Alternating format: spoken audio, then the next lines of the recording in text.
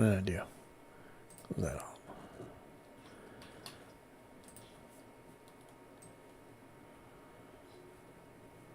Okay.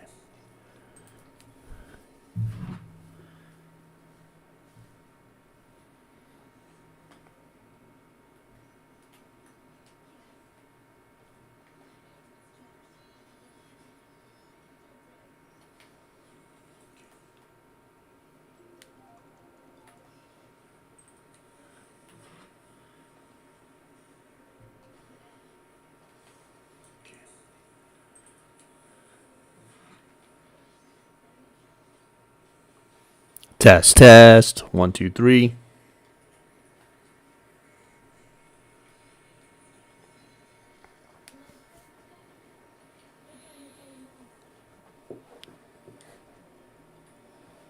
Testing 1, 2.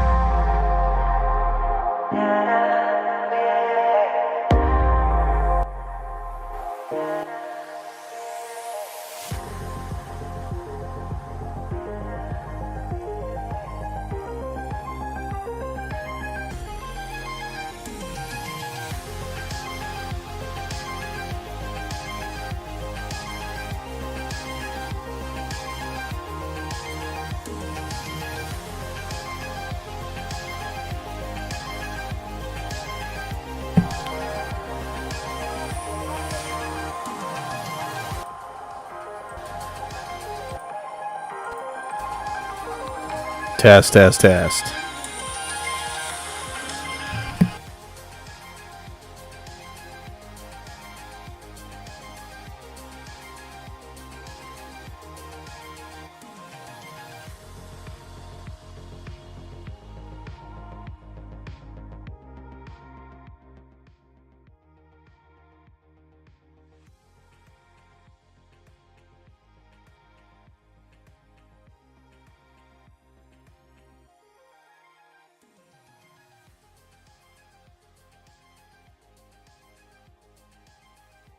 Testing 1, 2, 3.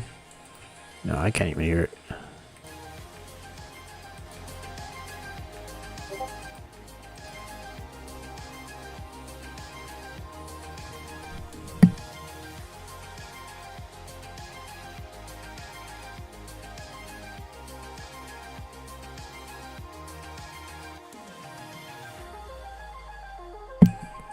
Testing 1, 2, 3. Testing 1, 2, 3.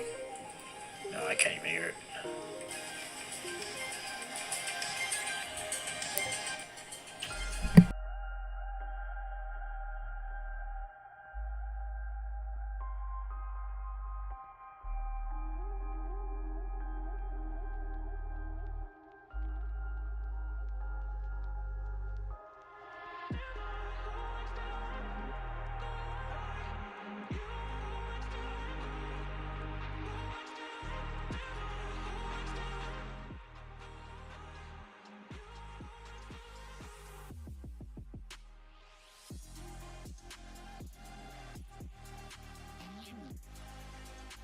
Test, test, test, test.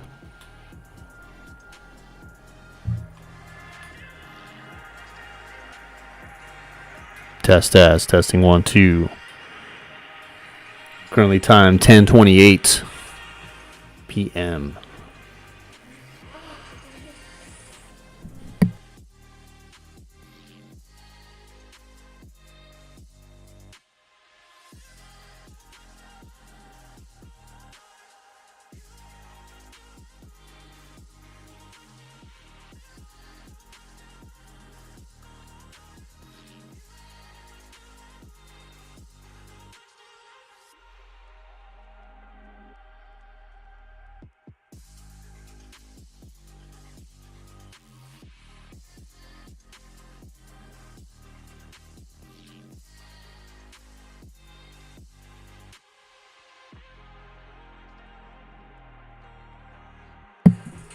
Testing 1, 2, testing 1, 2, 3. I think we are good now.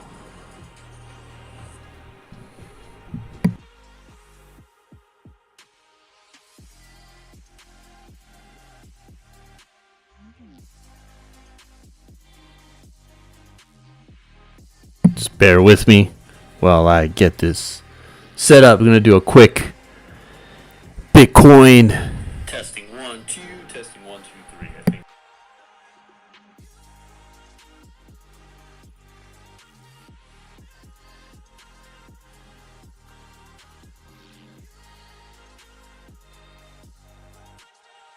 All right. All right. Yeah, we're just going to do a quick Bitcoin chart analysis. I don't do these pretty often, so but when I do, it's usually when I see something in the charts. Let's close this out. All right. So I was just looking at, well, anyways, let's give it a couple minutes here to see if some people trickle in here, or maybe not. Who knows? It's kind of an impromptu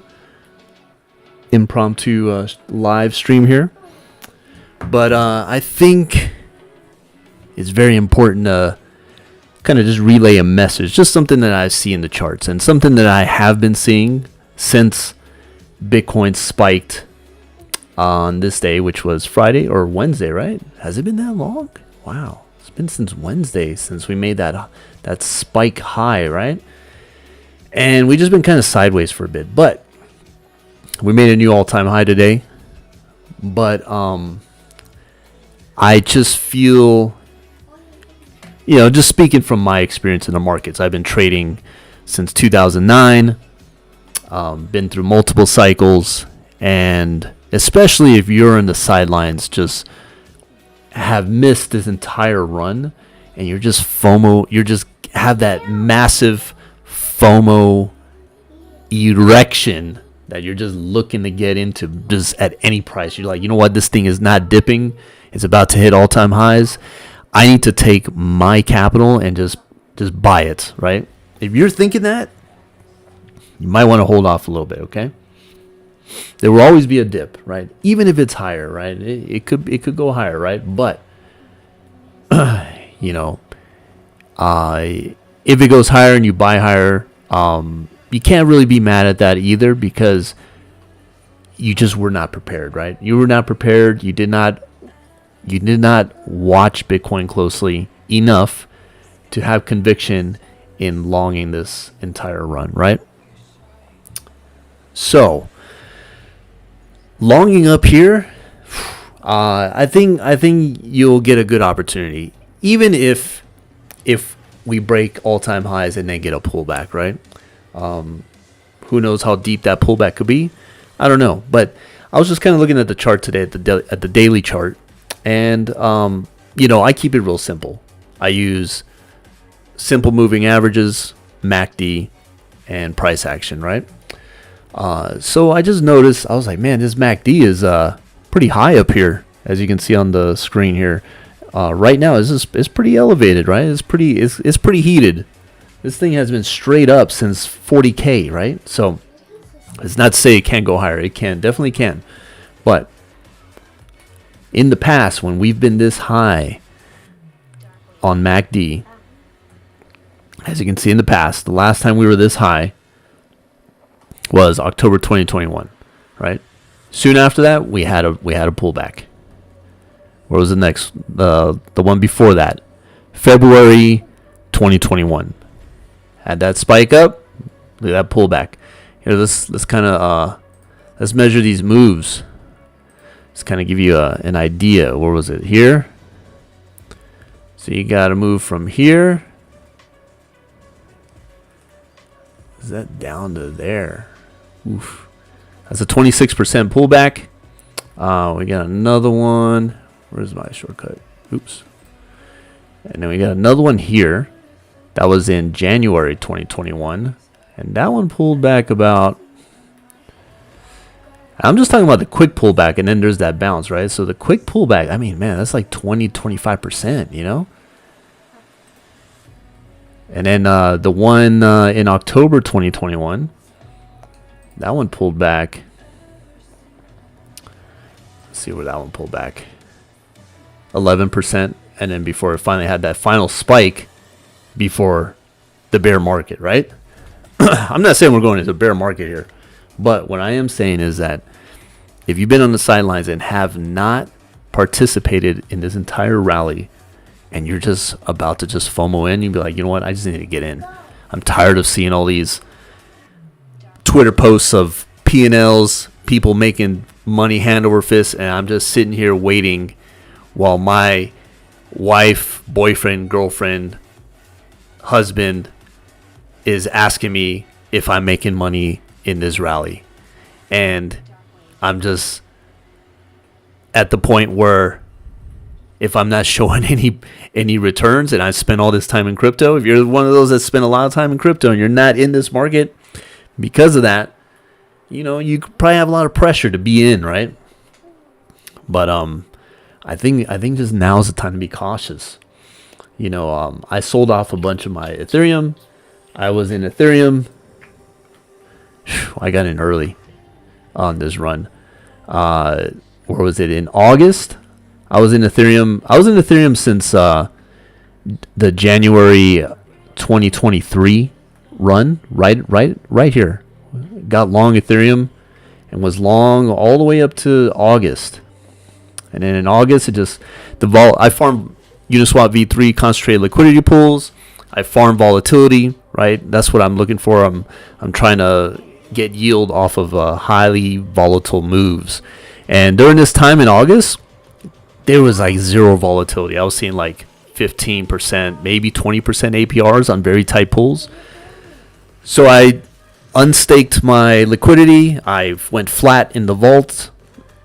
There's a vault I run, and I just said, you know what? It's just not worth any risk right now. There's no yields to be had. The volume was very low. I just sat out, and then it was literally a couple days before this drop. So I mean, that's just luck, right? And then during this, I started waiting and looking to possibly buy the dip down here, right? I was thinking, okay, maybe this thing could go down to 1,300, 1,200, right? I set up some liquidity pools. As the market just kind of bottomed here, I decided to flip long. I was like, you know what? I'm just going to start allocating long. I longed Ethereum around 1,500, mid 1,500s, more high 1,500s, and I've been long ever since. And then what I did was I lent out my spot Ethereum, borrowed USDC from Aave, and I set up liquidity pools to farm yields on top of me being spot long Ethereum. So on this move Wednesday, this is the day I got out. So I got out around 3,300. That last spike kind of just gave me I don't know what to call it. You know, it's just kind of like that intuition. I'm just like, you know what? This thing has literally been straight up since 2,300, right? Literally straight up. I'm like, okay, time to take some profits. And what I did, I set up liquidity pools that are very USDC heavy. As you can see here, I'll show you. Here are my liquidity pools. Here's one that I set up on Wednesday, I believe. And you can see how much USDC is in them, right? This is my range, 2,600 to 3,400. Or almost 3,500, and you can see most of it is in USDC. So what this does is it protects me in case there is a drawdown, but I still participate in earning yield, right? The idea is just to keep generating the yields, stay in the market, but take a more defensive approach, but still continue to generate that yield, right? That's the idea. So that's what I've been doing. But the drawback is that if it keeps going up, which it very well could, it could go higher. It could go to like 36, 38, maybe 4K, right? But I was like, what is the risk reward there? I might miss it, right? Very possible. But that drawdown is coming, right? And what this does for me is that now I can, instead of having my capital lent out or my Ethereum lent out to Aave, and borrowing only like, I was borrowing about 30 to 40, maybe 40%, but towards the end of this, I was borrowing about 30% of I was having 30% of an LTV, loan to value. So I was only farming with 30% of my stack, right? So now I'm able to farm with my entire stack, but now I'm more protective. I'm not fully exposed to Ethereum. So what this does is that it allows me to generate more yields if we get that drawdown. And like I always say, I always put this message out to the community that the best business for liquidity providers is fear, right? Fear in the markets generate a lot of volatility. And increased volatility means increased volume, and increased volume means increased yields for Uniswap V3, concentrated liquidity. And if you're positioned properly, you can take advantage of that, right? So, I just wanted to lay that out. That, especially where we are in the market and where it's kind of like coinciding with it within the past, over on Bitcoin. Let's go back to Bitcoin. It's just kind of, it's a little sus, man, and it could keep spiking. Right now, like, I'm seeing a lot of people bullish, right? It just all of a sudden flipped, man. Everyone's everyone wasn't really bullish on Bitcoin because I think most people were sidelined, right? Most people were so sidelined, they just missed the move, right? But I think what's happening here is that since they missed the move, they want to try to capture what they missed back by using altcoins. And I think we're seeing a flood of people that were sidelined getting into altcoins, getting into the Shibas, into the the dog with hat on Solana, right? And bonks and all these shit coins, right? And they're just jumping into those because you can make a lot of money or huge returns on those type of assets, right? So everyone went straight to everyone pretty much skipped Ethereum, right? And you're probably wondering, wait, what do you mean they skipped Ethereum? We ran from 1500, right? Well, not necessarily from Ethereum on its own, right? The way it ran was that it's being dragged up literally by Bitcoin. Bitcoin is just bringing everything up, right? Everything is just following Bitcoin. Now, this isn't like an actual run from Ethereum. This is not a run. How far did we run from here? That's a 120% run in an increase in value, but that's not from Ethereum by itself. It's actually been in a bear market versus Bitcoin. So you can see right here, it's been in a bear market since way back here for years, right? But I think it's in a bottoming process right now, and this is a good sign. This not only means that Bitcoin still has time to run. That means it could make new all-time highs. That means it could probably test 100K. Who knows? But the moment that people start rotating into Ethereum, the clock starts ticking. That means it's time to start getting ready to start taking profits. I mean, what I mean is we go from phase 1 of Bitcoin's run to phase 2 where Ethereum has its run, and then the money trickles down to altcoins, and then finally you get that shitcoin season where everything just explodes upwards, right? The final hoorah of the cycle, right? So, but just watch this Ethereum versus Bitcoin, and you really, I just really think you want to be allocated to Ethereum when it gets its move, right? And I think once it could get above 0.065, even 0.06, that's a good time to start longing Ethereum, getting more Ethereum heavy. A lot of catalysts coming up for Ethereum too. But I just wanted to put out this video, very impromptu, quick analysis. Let's see if we got anybody in the chats. No, nobody right now, nobody watching. But if you guys see this later, feel free to comment below, like and subscribe. Just be careful out there. I just think a dip is coming soon, right? I'm not saying to crash. Just I just feel there's a correction, right? I mean, you just can't look at this chart and be like, oh yeah, let's long it up here, man. Let me just say this.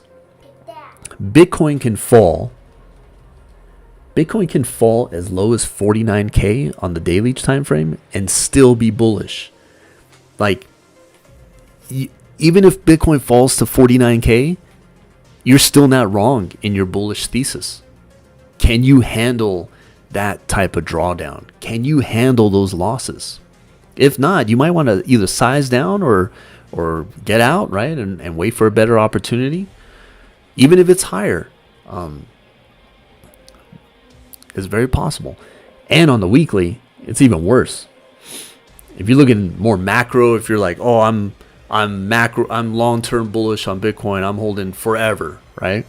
But you want to allocate more, you might want to wait a little bit. Maybe you'll get a better opportunity, but on a weekly time frame, we could go down to 40K or even 35K and still be bullish. I would even argue to say 30K and still be bullish as long as we hold out that level. If we break below 25K, then that's ugly. But yeah, if you're buying up here, you can get as low as 35K and still be right on your bullish thesis. Just think about that for a second. That's nearly half your holdings, just gone. Nearly half, right? Now you could make the argument, you know what? Yeah, you don't have to time it either. If you're truly, you got to look, this is a decision that you have to make on your own. Look in the mirror, really deep down inside, say, okay, if this falls to 30K, will I hold? Especially if you're a long-term holder. If that answer is yes, and you're true to yourself, disregard what I said, right? Because long-term, time in the market beats timing the market. But if you're just FOMOing in, you know who you are.